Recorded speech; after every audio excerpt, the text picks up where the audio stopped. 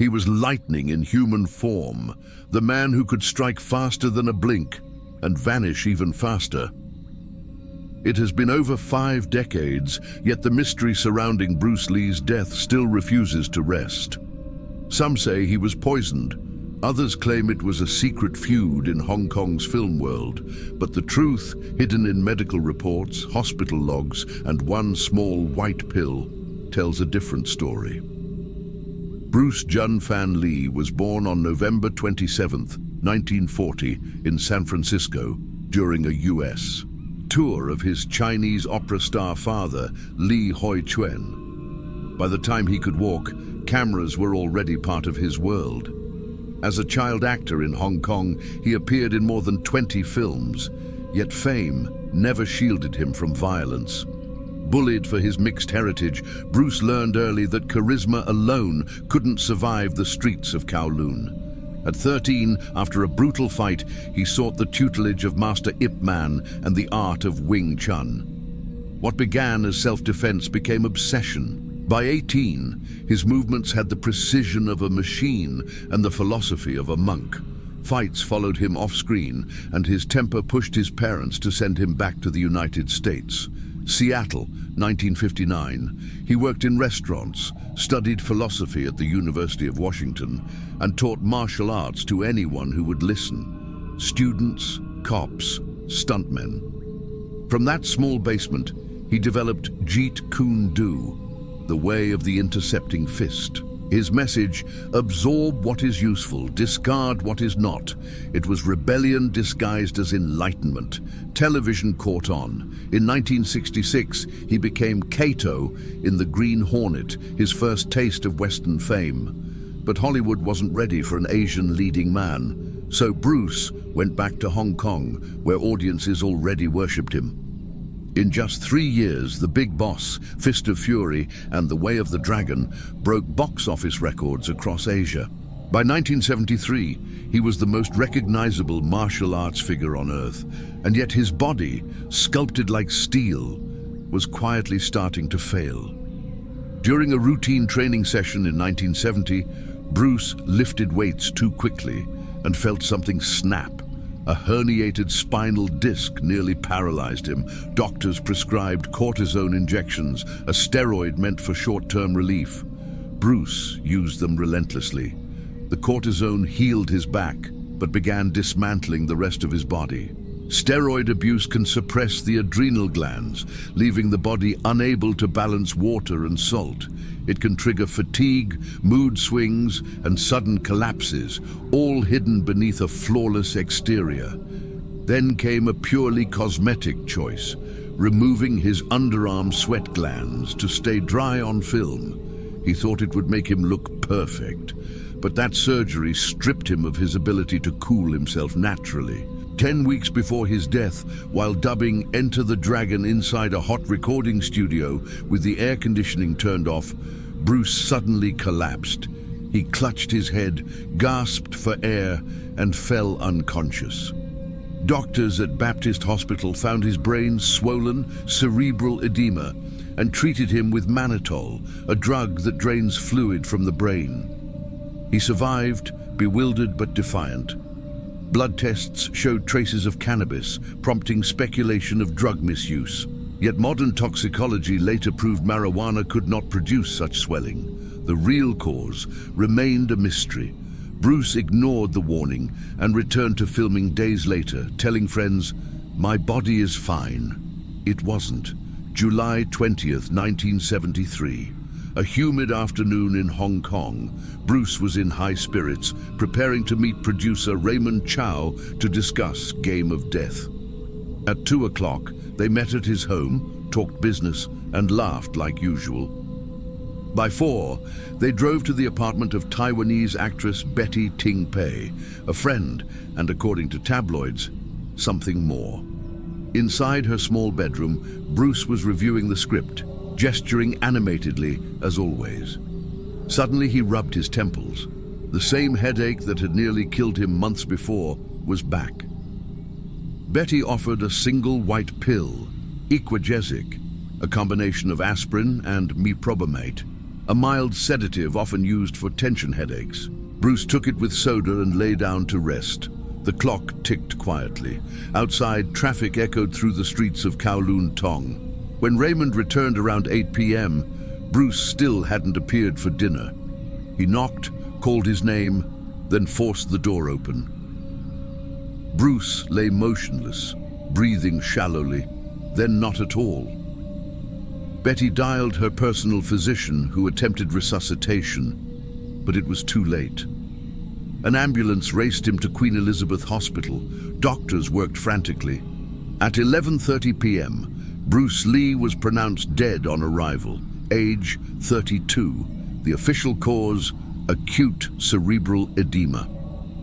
Within hours, the news spread from Hong Kong to Hollywood. A man believed to be indestructible had died from a headache.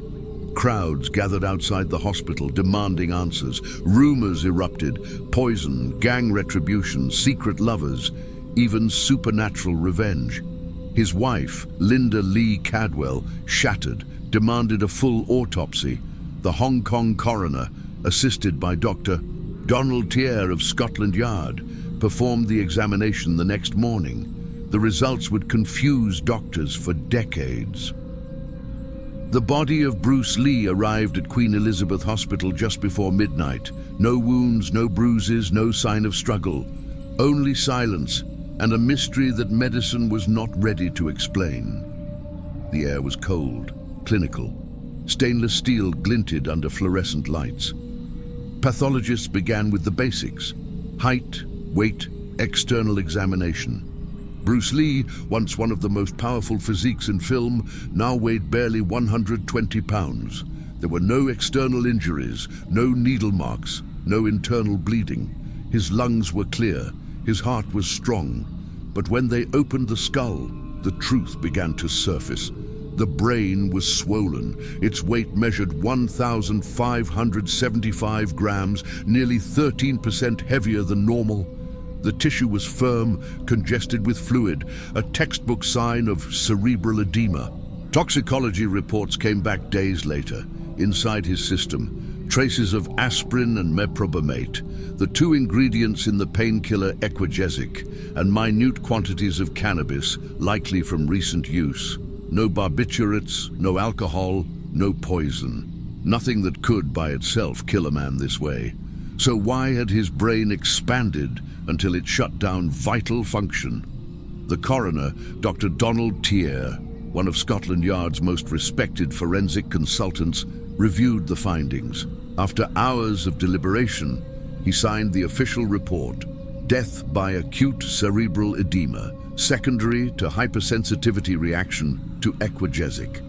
In simple terms, an allergic reaction to a painkiller. But this explanation would crumble under scientific scrutiny. Doctors worldwide questioned the verdict. Equagesic was a mild medication. Thousands took it daily without issue, and Bruce himself had used it before with no reaction.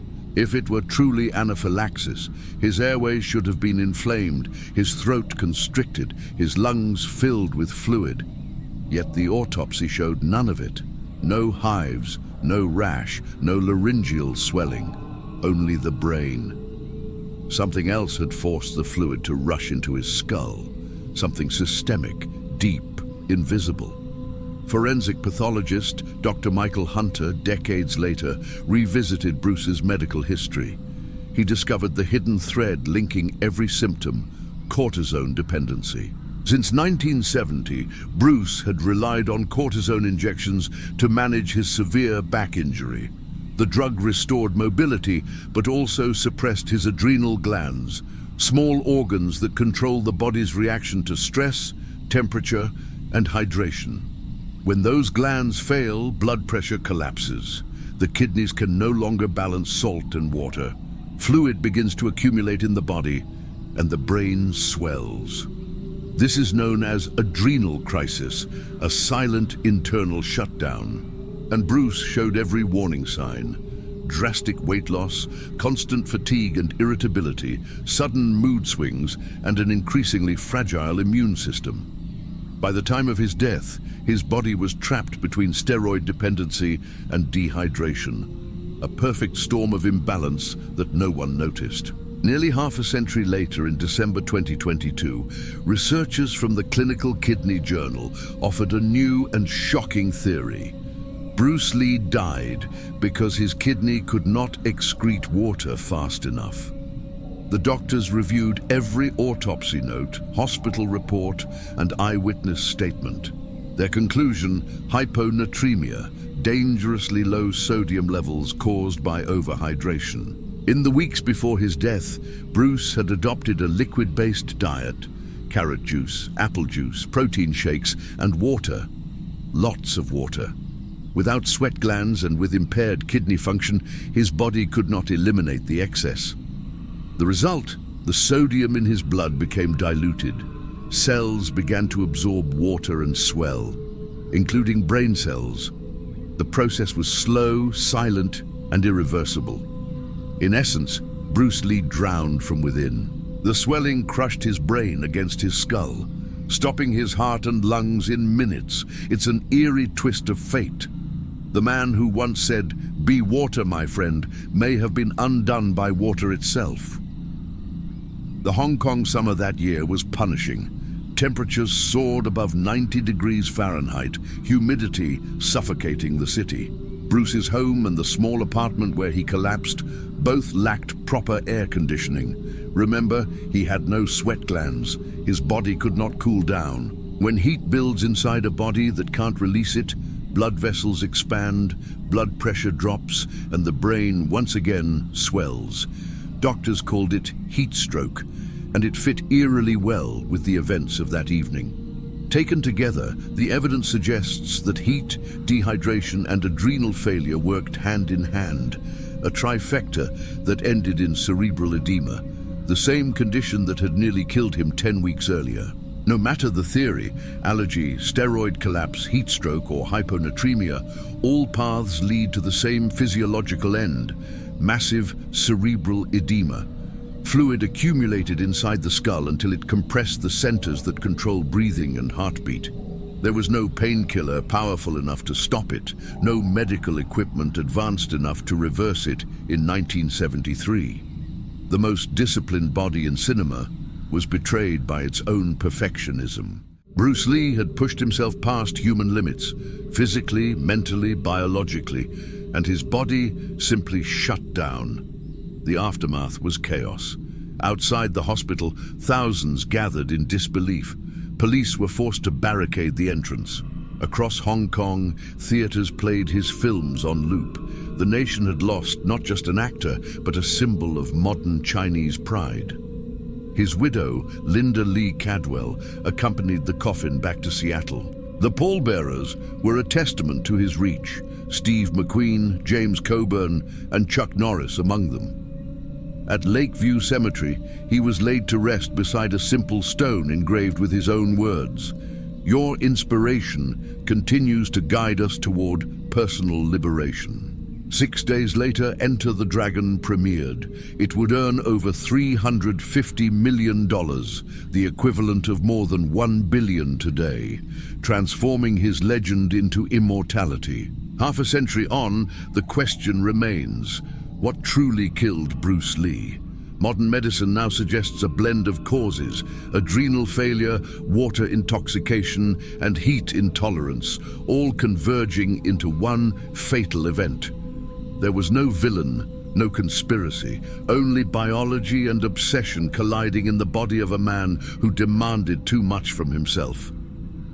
Bruce Lee taught us to move like water, but even water can destroy what it fills too quickly. His autopsy doesn't just tell us how he died, it reveals what it costs to chase perfection without rest. This was the autopsy of Bruce Lee. If this story moved you, don't leave just yet. There are more lives, more mysteries, and more truths waiting to be uncovered.